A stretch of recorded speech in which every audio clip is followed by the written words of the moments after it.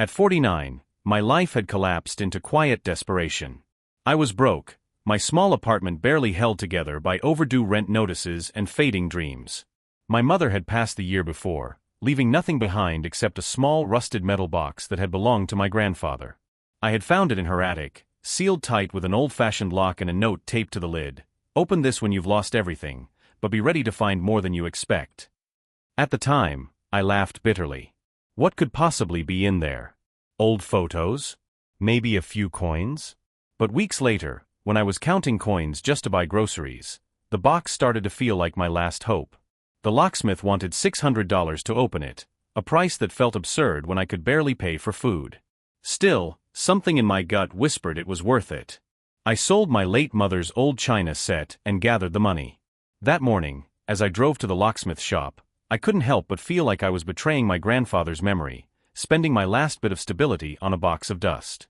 The locksmith, a patient old man with silver glasses, tinkered with the lock for a few minutes before the latch clicked open. When he lifted the lid, both of us froze. Inside, wrapped in yellowed envelopes, were thick paper certificates, Apple Computer Incorporated shares dated from the early 1980s. My heart pounded so hard it hurt. My grandfather had invested in Apple before anyone knew what it would become. My hands trembled as I unfolded the papers. There were hundreds of shares. On top of them lay a small envelope with my name written in his familiar looping handwriting. Inside was a letter that would change everything. My dearest Anna, it began, if you are reading this, I am long gone, and so, I assume, is your father. I want you to know the truth about this family, the truth that your uncle worked so hard to bury. These stocks were meant for you and your mother. I left equal shares for both of my sons, but your uncle Samuel took control of my estate and changed the records after my death. He took everything, your inheritance, your mother's trust, and even these certificates, which I managed to hide before I died. If you still have this box, it means he never found them. You were meant to have half of what was mine. Don't let him get away with it. I couldn't breathe. My uncle Samuel, wealthy, powerful, and smug, had built his empire on a lie. My grandfather had been one of the early investors in Apple, and if what I was holding was real, the shares would now be worth hundreds of millions. I sat in my car outside the locksmith's shop, staring at the letter until the ink blurred through my tears. The first thing I did was verify the shares with a financial institution. When the clerk returned, her face was pale. "Ma'am," she said quietly, "these are authentic, and according to the current market, they're worth approximately $520 million. I almost collapsed right there. As I sat there in shock, the memories of growing up in my uncle's shadow hit me like a tidal wave. Family dinners where he flaunted his success, the years my mother struggled to pay bills, his patronizing offers of help that always came with conditions. I remembered the way he'd looked at me when my mother died, pity mixed with disdain. He had stolen not just our wealth, but our dignity. Now, I finally had the proof.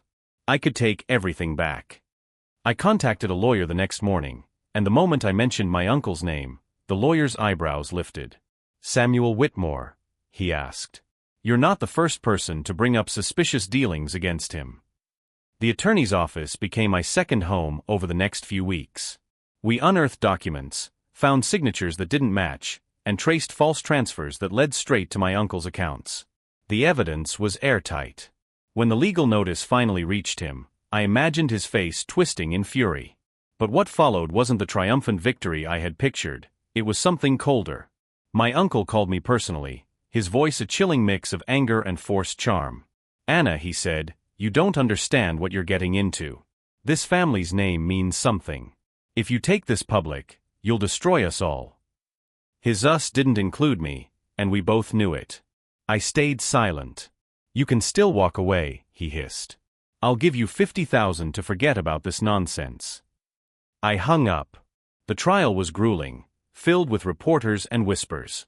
My uncle's lawyers tried to discredit me, to paint me as a desperate woman chasing ghosts. But when the letter was read aloud in court, my grandfather's trembling handwriting describing the theft, everything changed. The courtroom fell silent. My uncle's face drained of color as the financial documents were projected onto the screen, showing the paper trail of the theft that had funded his billion-dollar empire. The verdict came swiftly: restitution, full transfer of assets, and criminal investigation. He was stripped of his wealth overnight. When it was over, I didn't feel the thrill of revenge I thought I would. Standing outside the courthouse, I realized the money wasn't what mattered.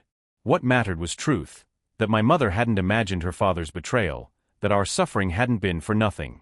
The stocks were eventually transferred to my name. I sold a portion and started a foundation in my grandfather's memory, helping women rebuild their lives after financial betrayal. The rest I left untouched, a reminder that justice doesn't always come swiftly, but it comes. As I watched my uncle's mansion auctioned off to pay legal fees, I couldn't help but think back to that little box, locked for decades, waiting for the right moment to reveal the truth. My grandfather had trusted that someday, I'd be ready to face it. He was right. And as I walked away, I realized something powerful. Sometimes the greatest inheritance isn't money, it's the strength to uncover what was stolen from you. So tell me, if you found a box that could change everything, would you have the courage to open it?